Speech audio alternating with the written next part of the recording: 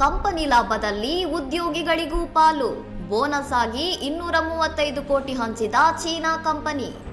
ಚೀನಾದ Henan ಕುವಾಂಗ್ಶಾನ್ crane ಕಂಪನಿಯು ತನ್ನ ವಾರ್ಷಿಕ ಲಾಭದಲ್ಲಿ 70% ಹಣವನ್ನು ಉದ್ಯೋಗಿಗಳಿಗೆ ಬೋನಸ್ ರೂಪದಲ್ಲಿ ನೀಡುವ ಮೂಲಕ ಸುದ್ದಿಯಾಗಿದೆ. ಸುಮಾರು 7,000 ಉದ್ಯೋಗಿಗಳಿಗೆ ಒಟ್ಟು 180 ಮಿಲಿಯನ್ ಯುವಾನ್ ಅಂದರೆ ಭಾರತೀಯ ರೂಪಾಯಿ ಮೌಲ್ಯದಲ್ಲಿ ಸುಮಾರು 235 ಕೋಟಿ ರೂಪಾಯಿ ಹಣವನ್ನು ಹಂಚಲಾಗಿದೆ.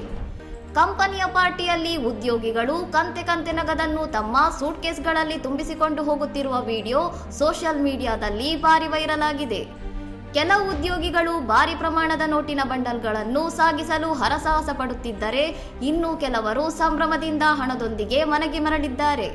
ವಿಶ್ವದ 130ಕ್ಕೂ ಹೆಚ್ಚು ದೇಶಗಳಲ್ಲಿ ಕಾರ್ಯನಿರ್ವಹಿಸುತ್ತಿರುವ ಈ ಕಂಪನಿಯ ಉದಾರತೆಗೆ ಮತ್ತು ಉದ್ಯೋಗಿಗಳ ಮೇಲಿರುವ ಕಾಳಜಿಗೆ ಈಗ ಜಗತ್ತಿನಾದ್ಯಂತ ಮೆಚ್ಚುಗೆ ವ್ಯಕ್ತವಾಗುತ್ತಿದೆ.